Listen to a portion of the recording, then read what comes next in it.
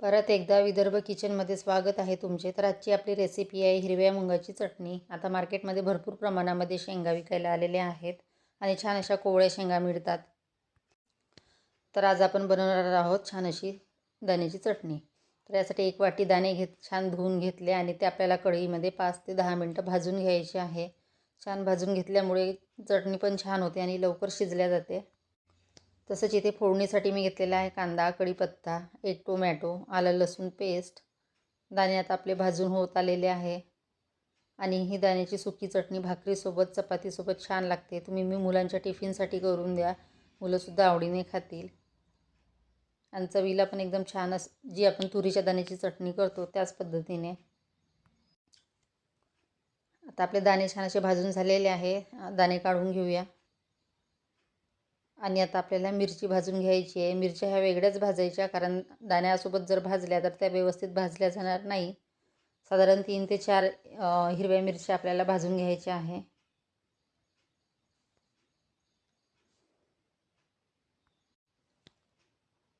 मिरच्या आपल्या भाजून झालेल्या आहे.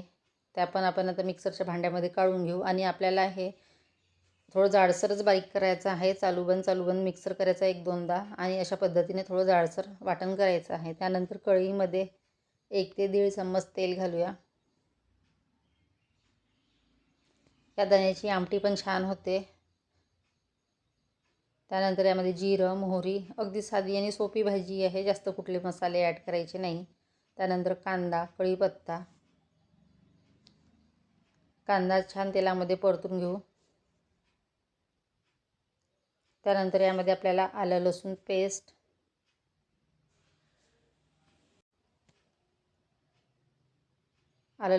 ॲड करून घेऊया आणि छान असं परतून घेऊ. आता पावसाळ्यामध्ये बऱ्याच रानभाज्या मिळतात मार्केटमध्ये. शेंगा पण निघालेल्या आहेत आणि छान असतात, कोवळ्या शेंगा असतात यावेळेस. आणि योग्य वेळी ज्या सीझनमध्ये जो भाजीपाला मिळतो तो खायलाच पाहिजे. त्यानंतर इथे थोडा मसाला ॲड केलेला आहे. धने पावडर, थोडी हळद आणि थोडं तिखट, कारण हिरव्या मिरच्या घातलेल्या आहेत त्याच्यामुळे तिखट अगदी कमी घातलेलं आहे. चवीनुसार मीठ. मसाले तेलामध्ये परतून घेऊ. त्यानंतर यामध्ये आपल्याला टोमॅटो ॲड करायचा आहे. टोमॅटो तेलामध्ये छान आता आपल्याला 1 ते 2 मिनटं परतून घ्यायचं आहे.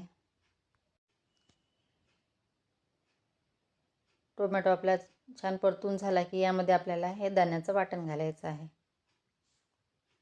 जास्त बारीक करायचं नाही, थोडं सरबसरच ठेवायचं, म्हणजे चटणी छान लागते खायला. जास्त बारीक केलं तर ती एकदम अशी प्लेन होते.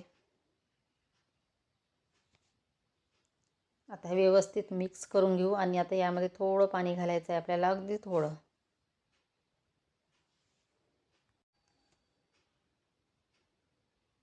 त्यानंतर हे मिक्सरच्या भांड्यामध्ये जे आहे याला वाटण लागलेलं त्याचमध्ये पाणी घालून आपण ते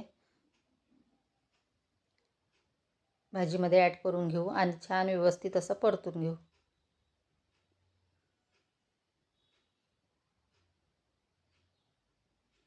त्यानंतर आपल्याला एक वाफ येऊ द्यायची आहे आणि बघू शकता आपली भाजी तयार आहे. चला मग, बाय बाय.